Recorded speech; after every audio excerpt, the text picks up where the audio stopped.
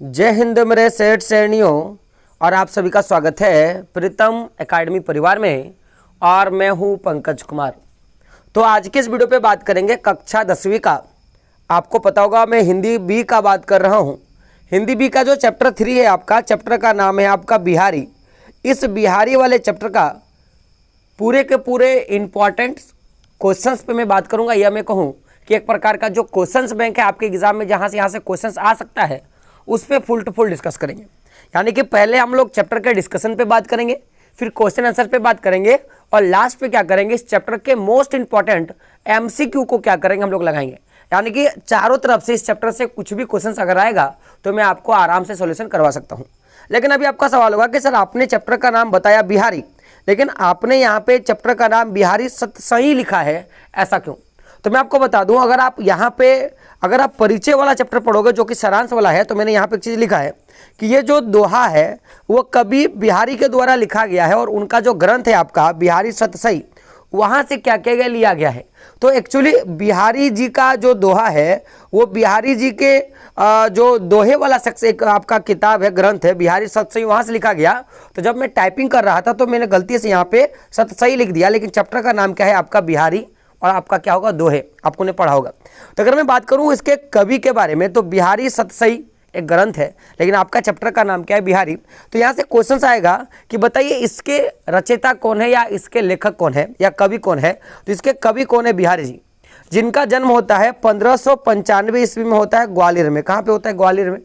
और इनकी मृत्यु जो है वो 1663 ईस्वी में हो जाती है। और यहाँ से आपके एग्जाम में क्वेश्चन आएगा। और मैं अक्सर एक बात बताता हूँ कि अगर आप हिंदी पढ़ रहे हो या आप इंग्लिश का किताब पढ़ रहे हो, और अगर आपका एग्जाम आता है इंग्लिश में या हिंदी में, तो दो चीज़ें बड़ी कॉमन होती है। एक तो आपका राइटर का नाम, राइटर ने कौन सा कविता लिखा, उसकी मृत्यु और उसकी जन्म तिथि आपको हमेशा याद रखनी है, क्योंकि यहाँ से आपके क्वेश्चंस पूछे जाते हैं। अब हम लोग बात करेंगे इस बिहारी वाले चैप्टर के सारांश पे बात करेंगे कि आखिर बिहारी चैप्टर का क्या सारांश था और किन सारे चीज़ों के बारे में बात किया है। तो मैं आपको बता दूं कि टोटल इस बिहारी का जो आपका दोहा वाला सेक्शन है आपका, इसमें टोटल 8 दोहों को लिया गया।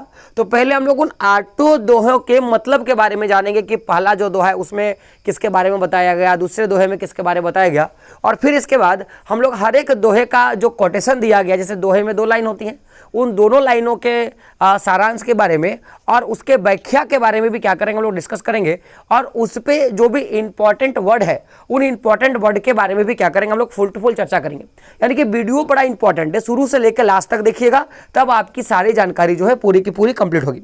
तो पहले बात करेंगे परिचय के बारे में। तो हम लोग देख सकते हैं क्या मैंने लिखा है कि ये जो दोहा है आपका, प्रस्तुत दोहे कवि बिहारी द्वारा रचित ग्रंथ जो है वो बिहारी सतसई से लिया गया है। तो पूछेगा बिहारी का दोहा कहाँ से लिया गया, तो बिहारी सतसई से लिया गया। इसमें कवि ने भक्ति, नीति व श्रृंगार भाव का सुंदर मेल प्रस्तुत किया है। आप पूछेगा कि बताइए कि ये जो बिहारी नाम का जो दोहा है, इस दोहे में जो लेखक ने जिन चीज़ों का वर्णन किया है, तो वो कौन कौन सी चीज़ है। तो आप क्या क्या बोलोगे कि इसमें कवि ने भक्ति, नीति, श्रृंगार भाव का सुंदर क्या क्या मेल किया है। अब हम पे बात करेंगे इसमें जो 8 दोहे थे, तो 8 का जो प्रथम दोहा है, उस प्रथम दोहे में यानी कि पहले दोहे में कवि कहते हैं कि श्री कृष्ण के नीलमणि रूपी सांवले शरीर पर पीले वस्त्र रूपी धूप अत्यधिक शोभित हो रहे हैं।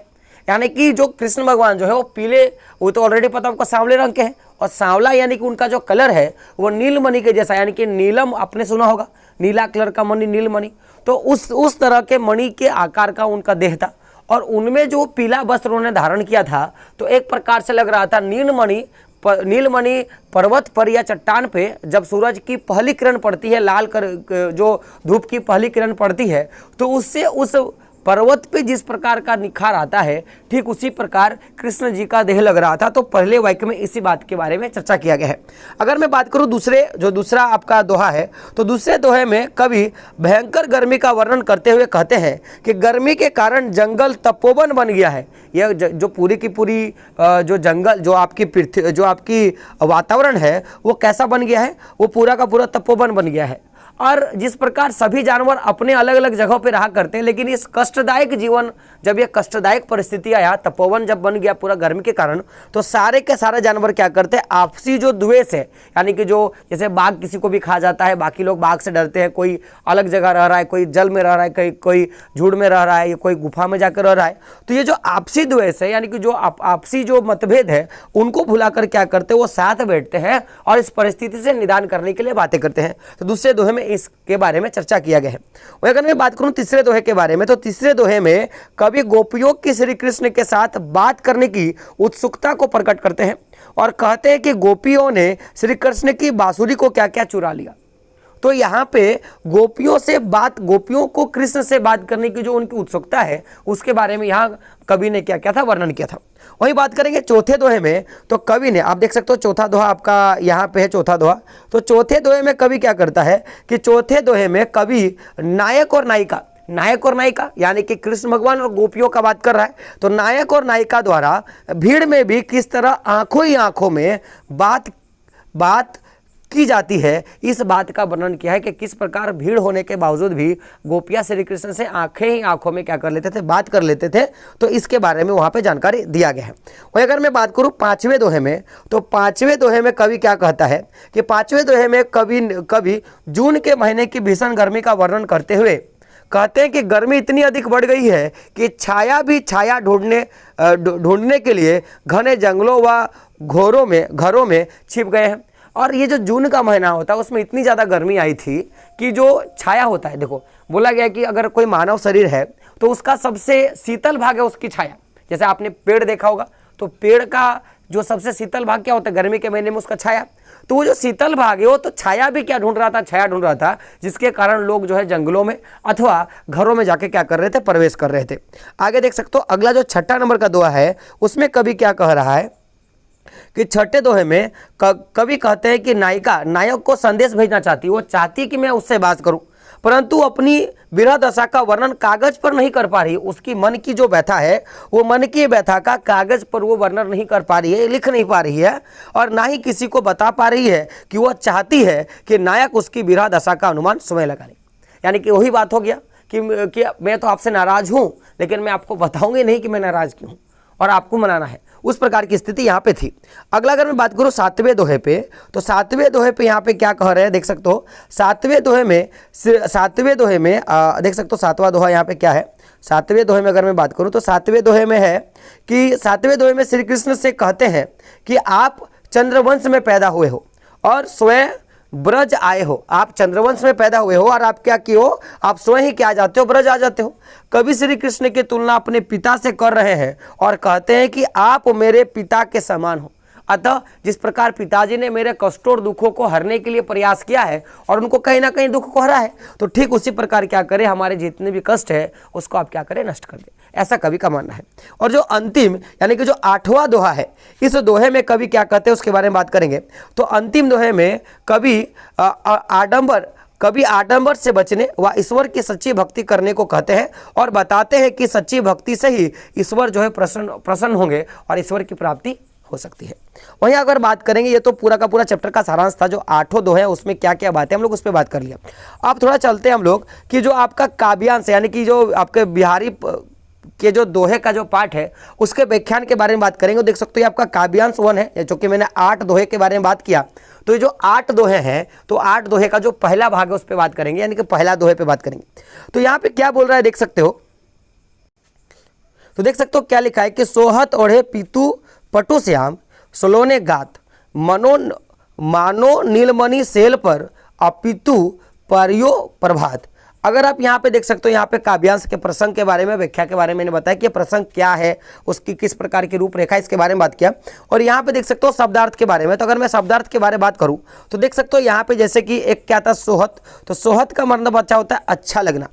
ओढ़े का मतलब क्या होता है, ओढ़कर, या जो बोलते हैं ओढ़ना बोलते हैं, जैसे बदन पे कपड़ा लेना। उसके बाद क्या होगा, पीतू का मतलब होता है पीला, और पटु का मतलब होता है कपड़ा, और गात का मतलब क्या होता है शरीर, और नीलम सेल मतलब होता है नीलमणि का पर्वत, और अपितु मने होता है धूप, और प्रभात मने क्या होता है सुबह।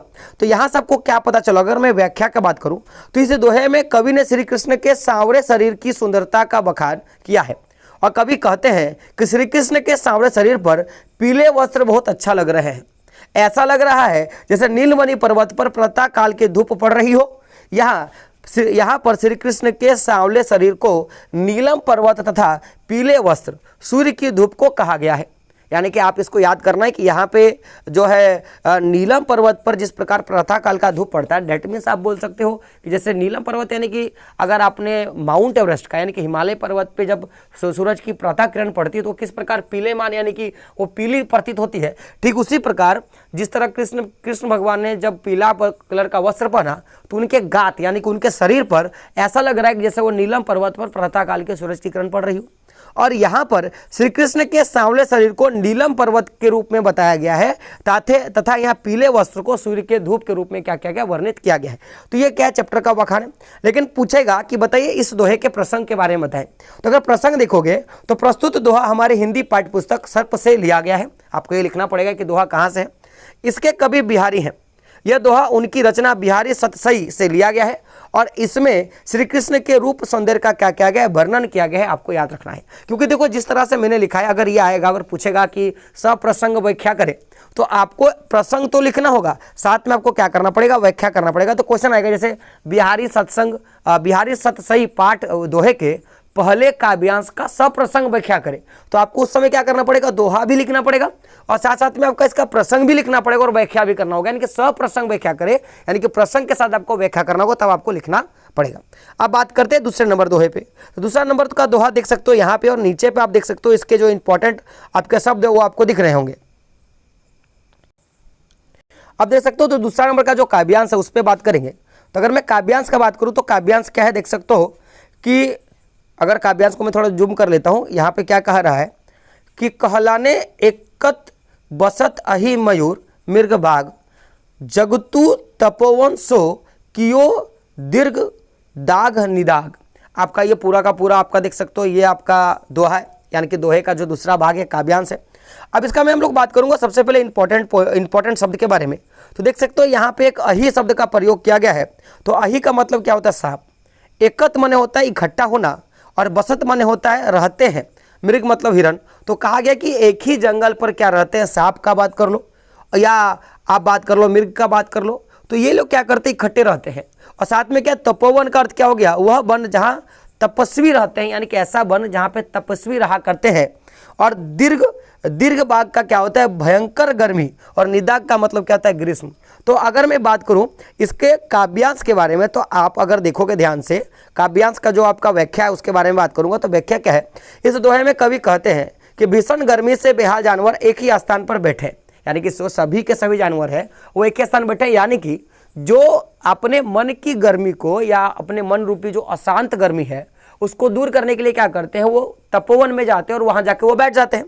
तो यहीं पे क्या कहा है, देख सकते हो कि इस दोहे में कवि कहते हैं कि भीषण गर्मी से बेहाल जानवर एक ही स्थान पर बैठे हैं, मोर और सांप एक साथ बैठे हैं, हिरन और शेर एक साथ बैठे हैं। जिस प्रकार आपको पता है मोर और सांप कभी एक जगह नहीं बैठ सकते, उसी प्रकार हिरन और बाघ एक जगह नहीं बैठ सकते, शेर बैठ नहीं सकते, लेकिन वो बैठे हैं।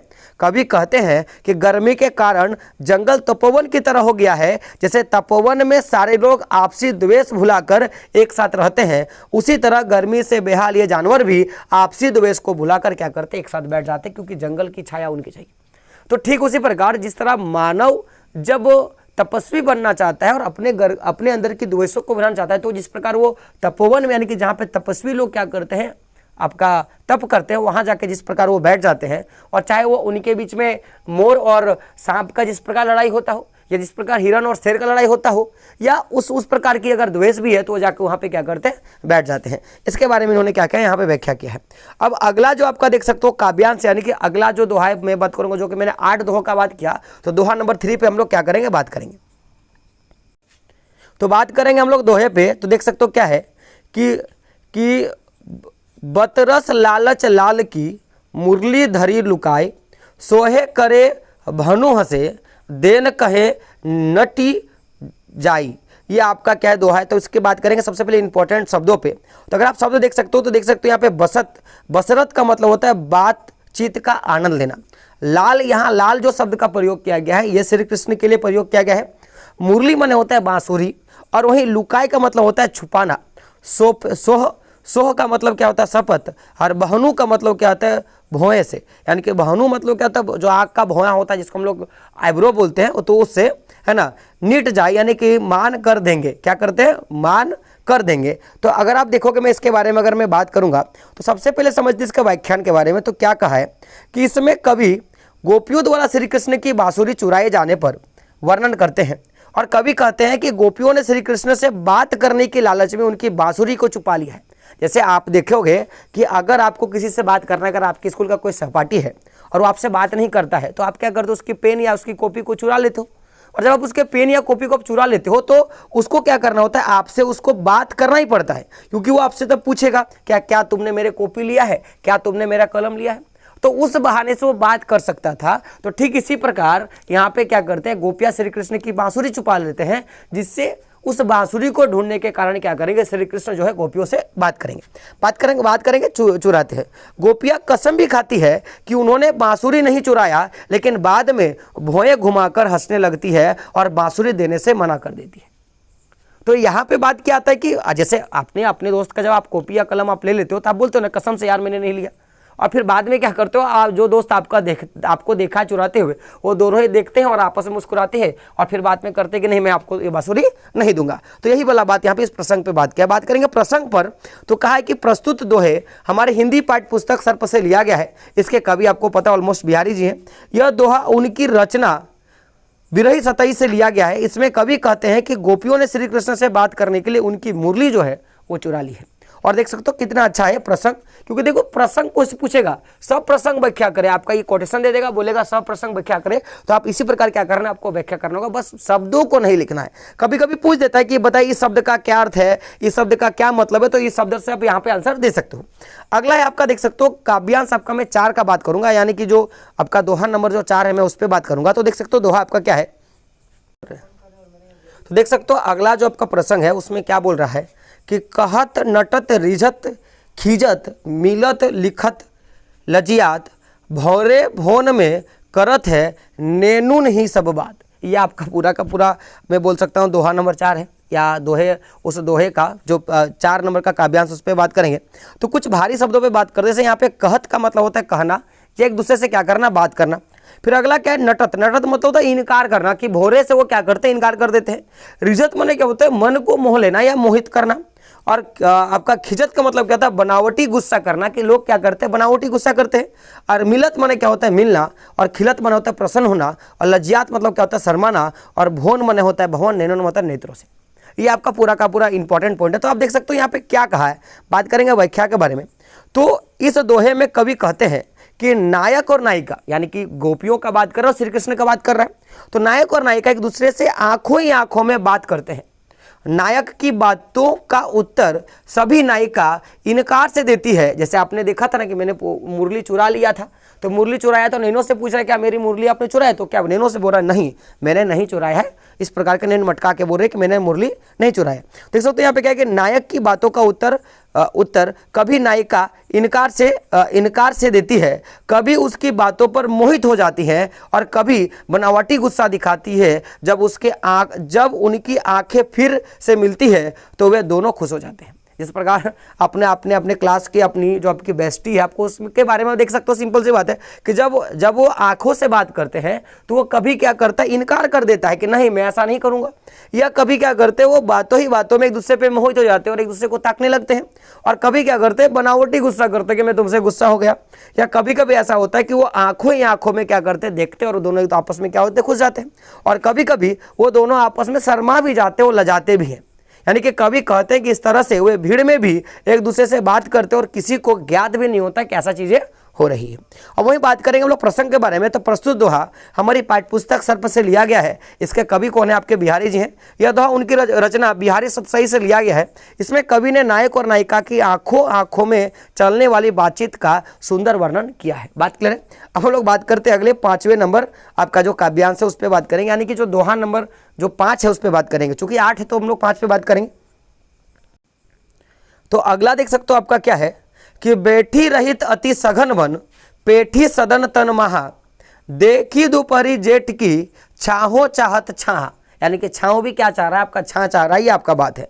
तो हम लोग बात करेंगे पहले आपके शब्दों पे जो इंपॉर्टेंट शब्द है। तो देख सकते हो सबसे पहले क्या है, सघन माने होता है घना, वन माने क्या होता है जंगल। तो बेठी रहित सघन वन यानी कि आदमी जो है वो बैठा रहा है घने जंगल में, है ना। सदन तन भवन, सदन तन का मतलब क्या होता है भवन में, या तो फिर वो क्या करता है जंगल में बैठता है। बेठी माने होता है घुसना, है ना। पेठी माने क्या होता है घुसना। जेठ मतलब तो जून का महीना, और छाँव का मतलब होता है छाया भी। तो देख सकते हो यहाँ पे अगर मैं बात करूँ आपका व्याख्या के बारे में, तो कवि क्या कहता है कि कवि कहते हैं कि जून महीने की गर्मी इतनी अधिक हो रही है कि छाया भी छाया ढूंढ रही है, अर्थात वह गर्मी से बचने के लिए जगह की तलाश कर रहा है। वह या तो किसी घने जंगल में मिलेगा या क्या करेगा किसी घर के अंदर मिलेगा, ऐसा वो बात कर रहा है कि जो छाया है वो कहाँ मिलेगा, या तो किसी जंगल में मिलेगा या किसी के घर में मिलेगा। और वहीं अगर मैं इसके बात करूंगा प्रसंग के बारे में, देखो संग हो गया, यहाँ पे प्र जो होगा छूट गया है। तो प्रसंग क्या है कि प्रस्तुत दोहा हमारे हिंदी पाठ्य पुस्तक सर्फ से लिया गया है। इसके कवि बिहारी हैं। यह दोहा उनकी रचना बिरही सतसई से लिया गया है। इसमें कवि जून महीने की गर्मी का क्या करते हैं, वर्णन करते हैं। आपको इसके बारे में जानकारी रखना है। अब बात करेंगे अगले के बारे में। देख सकते हो काव्यांश नंबर 6 है आपका। तो काव्यांश नंबर 6 क्या है, उस पर हम लोग क्या करते हैं, बात करते हैं। तो देख सकते हो 6 नंबर का जो काव्यांश है, यानी कि 6 नंबर का जो दोहा है, उस पर बात करेंगे। क्या है कि कागत पर लिखत न बनत, कहत सदेशु लजात, कहिए सबू तेरो हियो, मेरे हित की बात। ये आपका पूरा का पूरा काव्यांश हम लोग बात करते हैं इंपॉर्टेंट का, क्योंकि यहाँ पे बात मुझे तो समझ में आ रही है कि यहाँ पे क्या बोल रहा है कि जो बात है मैं वो कागज पे लिख नहीं पा रही हूँ, लेकिन मुझे संदेश आप तक भेजना है। तो आप क्या करें, आप मेरे तो प्रभु हो ना, तो आप खुद ही कुछ जान लो। ऐसा ये प्रसंग में बात किया है, मुझे समझ में आ रहा है। हम लोग बात करेंगे इसके इंपॉर्टेंट शब्दों पे। देख सकते हो कागज का मतलब क्या होता है कागज, लिखत ना बनत मतलब क्या होता है लिखा नहीं जाता, संदेशु मतलब क्या होता है संदेश, लाजत माना लज्जा आना, और कहिए माना होता है कह देगा, और हिय मतलब क्या होगा हृदय। तो यहाँ पे अगर बात करेंगे व्याख्या के बारे में, तो क्या लिखता है कि कवि कहता है कि नायिका अपनी विरह की पीड़ा को कागज पर लिख नहीं पा रही है, और वो कह कर संदेश भेजने से शर्मा रही है कि मैं आपके लिए पीड़ा पे हूँ या मैं आपके बारे में सोच रही हूँ। वो नायिका से कहती है कि तुम अपने हृदय से पूछ लो कि वो मेरे हृदय की बात जानते हैं, अर्थात तुम मेरी विरह दिशा से भली भांति परिचित होगे और आपको पता चल जाएगा कि मेरे मन में क्या है, मैं आपके लिए क्या चाहती हूँ। वहीं मैं अगर प्रसंग का बात करूं तो आपको पता है जैसे 2 लाइन सेम होता है कि प्रस्तुत दोहा हमारी हिंदी पाठ्य पुस्तक सर्फ से लिया गया है। इसके कवि बिहारी हैं। यह दोहा उनकी रचना बिहारी सतसई से लिया गया है, और इसमें कवि ने नायिका की विरह दशा का वर्णन किया है। अब बात करते हैं हम लोग अगले आपके दोहे पे। तो अगला 7 नंबर का दोहा है आपका, देख सकते हो दोहे पे बात करेंगे। तो अगला देख सकते हो काव्यांश नंबर 7 है कि प्रकट भय द्विराज कुल, सुबस बसे ब्रज आई, मेरे हरो कलेश सब के क्या है कि केशव के सबराई, यानी कि जो मेरे मन का जो व्यथा है, पीड़ा है, देख सकते हो कि कलेश मतलब पीड़ा, उसको कौन क्या करेगा, हरेगा। तो हम लोग बात करेंगे इसके शब्दार्थों पे। तो द्विराज का मतलब होता है तो चंद्रमा या ब्रह्मांड, ठीक है, चंद्रमा अर्थात चंद्रमा या क्या होगा ब्राह्मण। सुबस मतलब क्या होता है अपनी इच्छा से, केशव मतलब होता है श्री कृष्ण, और देख सकते हो के सराई मतलब क्या होता है बिहारी कवि के पिता का बात कर रहा है। तो यहाँ पे देख सकते हो क्या, यहाँ पे व्याख्या का बात करें तो क्या है कि कवि कहते हैं कि श्री कृष्ण अपने चंद्र वंश में जन्म लिया है और स्वयं ही ब्रज में आकर बस गया। कि आप चंद्र वंश में जन्म लिया और आप स्वयं ही क्या करते हो, चंद्र वंश में आकर बस गए हो। बिहारी जी के पिता का नाम केशव राय है और श्री कृष्ण का एक नाम केशव है, इसलिए वो कहते हैं कि आप मेरे पिता के समान है, क्योंकि आपका नाम और मेरे पिताजी का नाम समान है। तो आप क्या करें, मेरे जो भी कष्ट है उसको नाश कर दीजिए, क्योंकि आप मेरे पिताजी हैं, ऐसा बात का है। अभी प्रसंग का बात करेंगे तो प्रस्तुत दोहा हमारी पाठ्य पुस्तक सर्प से लिया गया है। इसमें कवि आपको पता होगा कौन सी बिहारी है ना, वह दोहा उनकी रचना सतसई से लिया गया है। इसमें कवि श्री कृष्ण और उनके कष्ट दे करने का प्रार्थना करते कि जो उनका कष्ट उनको क्या करें, मिटा दे। अब बात करेंगे अंतिम जो आपका काव्यांश है, यानी 8वां नंबर का क्या है आपका, देख सकते हो। तो क्या देख सकते हो काव्यांश आपका क्या है कि जपमाला छापे तिलक सारे, ना एको कामो, मन कांचे नाचे पीथा साचे रांचे रामू। आपका ये पूरा का पूरा है। तो अगर मैं बात करूं इसके इंपॉर्टेंट शब्दों पे, तो शब्द क्या देख सकते हो, जैसे जपमाला क्या होता है कि जपने की माला, छापे मतलब होता है छापा, सारे मतलब होता है पूरा होना, मन कांचे मन कच्चा मन बिना सच्ची भक्ति वाला, और नाचे मतलब होता है नाचना, बीथा मन होता है बेकार में, और साँचे मतलब सच्ची भक्ति वाला, और रांचे मतलब होता है प्रसन्न होना। तो अगर मैं इसके बारे में बात करूं, देख सकते हो यहाँ पे व्याख्या क्या लिखा है, देख सकते हो आप कि कवि कहते हैं कि केवल ईश्वर के नाम की माला जपने से, ईश्वर नाम लिखने से तथा तिलक करने से ईश्वर की भक्ति पूरा नहीं होता। यानी कि आप केवल ये सारी चीज़ें कर रहे हो कि आप माला जप रहे हो राम राम राम, या आप अपने ईश्वर को याद कर रहे हो, आप अपने ईश्वर के बारे में एक पुर्जे पे बार बार लिख रहे हो जिसे हमको नामावली बोलते हैं, या आप क्या करते हो कि तिलक लगा के अपनी भक्ति दिखा रहे हो, तो ऐसे में ईश्वर नहीं मिलता। यदि मन में ईश्वर के लिए विश्वास ना हो तो उसकी भक्ति में नाचना भी व्यर्थ है। अगर आपके मन में अगर उनके प्रति विश्वास नहीं है ना, तो आप अगर मीरा की तरह नाचोगे तो भी वो क्या आपके लिए बेकार है। इसके विपरीत जो सच्चे मन से ईश्वर की भक्ति करते हैं, ईश्वर उन्हीं पे प्रसन्न होते हैं और उनको दर्शन देते हैं। ऐसा बात जो है कवि कहते हैं। तो बड़ा अच्छा बात उन्होंने कहा है।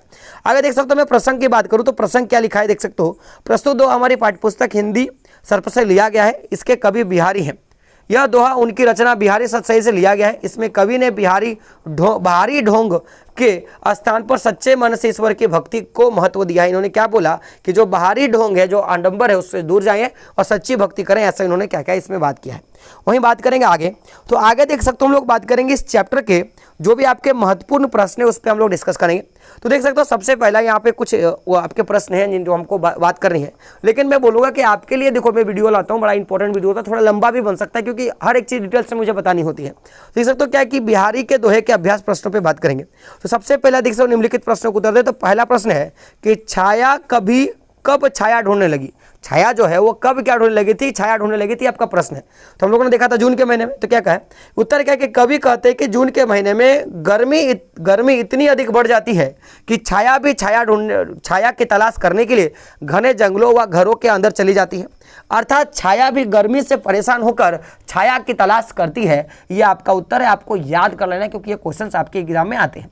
अगला आपका देख सकते हो प्रश्न नंबर 2 है।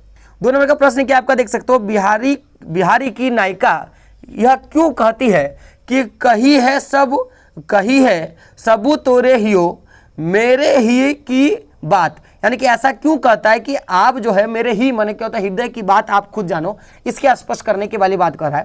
देख सकते हो नायक परदेश गए हुए हैं, नायिका परदेश गए हुए हैं। नायक को पत्र लिखना चाहती है पर अपनी विरह दशा को पत्र में लिखने में अपने आप को असमर्थ पाता है और ना ही वह किसी को बता पाती है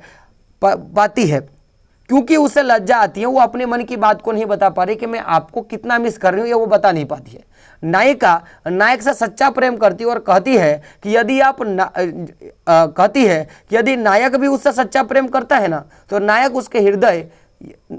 नायक का हृदय क्या करेगा कि नायक को नायिका के हृदय की विरह की दशा का आभास तो करा देगा। किससे बोलते हैं ना, मैं आपको मिस कर रहा हूँ, तो वो जो आभास है वो क्या करेगा, आपको करा देगा। इसके बारे में बात कर रहा है कि यहाँ पे क्या कहा कि अगर आप मेरे से सच्चा प्यार करते हो तो नायिका का सच्चा प्यार करती है तो नायक भी उसका सच्चा प्यार करता होगा। अगर वो दोनों ही दूसरे सच्चा प्यार करता है तो जो नायक का जो हृदय है वो नायिका के हृदय के बात को उसके विरह आपको उसकी जो बात हो दिल में बता देगा। ऐसा बात कर रहा है। अब अगला जो 3 नंबर का प्रश्न क्या आपका कि सच्चे मन में राम बसते हैं ना। क्या सच्चे मन में राम बसते हैं ना, दोहे के संदर्भ को क्या करना है, आपका संदर्भ अनुसार स्पष्ट कीजिए कि दोहा में क्या कहा है। तो कवि का मानना है कि आडंबरों से ईश्वर की प्राप्ति संभव नहीं है, ना ही मनकों को गिनने से यानी कि माला जपने से, तिलक लगाने व राम लिखने से ईश्वर की प्राप्ति होती है। सच्चे मन से ईश्वर पर विश्वास व ईश्वर की भक्ति करने से ही क्या होता है, ईश्वर की प्राप्ति संभव है। उसी से क्या करता है, ईश्वर की प्राप्ति। इसीलिए इन्होंने कहा कि सच्चे मन में राम बसते हैं ना। ठीक है, अब देख सकते हो यहाँ पे क्या है, अगला जो है आपका 4 नंबर का प्रश्न है कि गोपियाँ श्री कृष्ण की बांसुरी क्यों छुपा लेती हैं। और बड़ा इंपॉर्टेंट क्वेश्चन है। तो गोपियों को सदा से ही श्री कृष्ण की बांसुरी से ईर्ष्या भाव रहा है। वे जानती हैं कि एक बार जब श्री कृष्ण बांसुरी बजाने में मस्त हो जाते हैं तो दुनिया को भूल जाते हैं, वो शुद्ध बुद्ध खो बैठने के क्या करना है। गोपियाँ जानती हैं कि अगर वे बांसुरी को छुपा देंगे तो कृष्ण अवश्य इस बारे में पूछेंगे कि भाई बांसुरी कहाँ आपने छुपाया है। तो श्री कृष्ण से बातचीत करने के लिए गोपियाँ श्री कृष्ण की बांसुरी क्या करती है, छुपा लेती हैं। इन्होंने क्या किया, बांसुरी को छुपा लिया। अगला प्रश्न है आपका 5 नंबर का कि बिहारी कवि ने सभी की उपस्थिति में भी कैसा बात की जा सकती है, इसका वर्णन किस प्रकार किया है, अपने शब्दों में बताएं। तो नैनोन से बात मैंने अभी पढ़ा था कि बिहारी का विनय अगर सबकी उपस्थिति फिर भी आप अपने प्रेमी से आप बात कर सकते हो, इसके बारे में किस प्रकार का है, अपने शब्दों में लिखने का है। तो बिहारी कवि ने सभी की उपस्थिति में भी आंखों ही आंखों में बातचीत करने का सुंदर वर्णन किया है। नायक आंखों ही आंखों में नायिका से कुछ कहता है, नायिका आंखों ही आंखों में कभी इनकार करता है, कभी बनावटी गुस्सा दिखाती है, और फिर एक बार दोबारा जब उनकी आंख मिलती है तो वे खुश हो जाते हैं, और कभी कभी क्या होता है, शर्मा भी जाते हैं। इस प्रकार वे आंखों ही आंखों में बात भी कर लेते हैं और किसी को क्या चलता है, पता भी नहीं चलता। तो ये जितने भी इंपॉर्टेंट क्वेश्चन थे मैंने आपको करवा दिया। अब कुछ क्वेश्चन आते हैं भाव स्पष्ट वाले कि भाई इस का भाव स्पष्ट करें, है ना, इसके बारे में बात करें। तो भाव स्पष्ट के बारे में थोड़ा बात करते हैं। तो देख सकते हो क्या है कि मनोनीलम सेल पर अपितु पराय प्रभात, ये आपका मैं बोलूंगा काव्यांश का एक पहला कोटेशन, इसके बारे में आपको बताना है। तो कवि ने श्री कृष्ण के रूप सौंदर्य का सुंदर वर्णन किया है। श्री कृष्ण ने नीले शरीर पर पीले वस्त्र की कल्पना नीलम पर्वत पर सुबह के समय सूर्य की किरणों से करने के कारण उत्प्रेक्षा अलंकार, किसका उत्प्रेक्षा अलंकार है, ब्रज भाषा का उपयोग किया है तथा श्रृंगार रस का क्या क्या है, इसमें पूरा का पूरा प्रावधान है। ऐसे आपको इसमें लिखना पड़ेगा। अगला क्या देख सकते हो आपका, जगतु तपोवंशो कियो दीर्घ घात निदाग, ये आपका है। तो इसमें क्या देख सकते हो क्या है कि यहाँ कवि ने यहाँ जंगल का गर्मी के कारण तपोवन में बदल जाने का वर्णन किया है। ब्रज भाषा का उपयोग किया है, किसका प्रयोग किया, ब्रज भाषा का। यहाँ उपमा और अनुप्रास अलंकार का सुंदर मेल है। देखो आपको ये चीजें लिखनी ही पड़ेंगी, अगर आप ये नहीं लिखोगे तो आपको एग्जामिनर नंबर नहीं देगा। तो ये सारी चीजें आपको याद करनी होगी माय डियर फ्रेंड। अगला 3 नंबर का प्रश्न देख सकते हो आपका कि जपमाला छापे तिलक सरे ना एको कामू, मन कांचे नाचे बिथा सांचे रांचे रामू। आपने अभी हम लोगों ने इसके बारे में पढ़ा है। तो देख सकते हो कि इस पंक्ति में कवि ने बाहरी अंडबरों से बचने व सच्चे मन से ईश्वर भक्ति करने का बल दिया है। यहाँ ब्रज भाषा का प्रयोग किया है और अनुप्रास अलंकार का प्रयोग है तथा यहाँ शांत रस का क्या है, प्रधानता आपको दिया गया है। अब आगे देख सकते हो कुछ इंपॉर्टेंट एमसीक्यू है जो कि मैं आपको करवा दूंगा, तो वो मैं अगले एक वीडियो पे कराऊंगा, क्योंकि देखोगे तो यहाँ पे 30 मिनट से भी ज़्यादा आपका लंबा वीडियो बन गया। तो ज़्यादा अगर मैं लंबा वीडियो बनाऊंगा तो आपको भी देखने का मन नहीं करेगा। तो मैं क्या करूंगा कि एमसीक्यू का जो क्वेश्चन है उसका मैं एक अलग से पार्ट ले लूंगा, ताकि आपके लिए क्या हो जाएगा, वो आसानी हो जाएगा। तो अभी वीडियो इतने में रखते हैं, बाकी वीडियो कैसा लगा आपको बताना है, और चैनल पे हो तो चैनल को सब्सक्राइब करना। और बाकी जितने भी हमारे वीडियो हैं, चाहे आप मैथ के हैं, साइंस के हैं, या एसएसटी के हैं, या जो भी आपके मॉडल पेपर वगैरह आते हैं, सबको आपको यहाँ पे सोल्यूशन मिलेगा। बस चैनल के साथ बने रहना है और जिस तरह आप ट्रस्ट करते आ रहे हो उस प्रकार आपको क्या करना है, ट्रस्ट करना है। तो दोस्तों मिलते हैं अगले वीडियो में, तब तक के लिए जय हिंद, जय भारत और आपका दिन शुभ हो।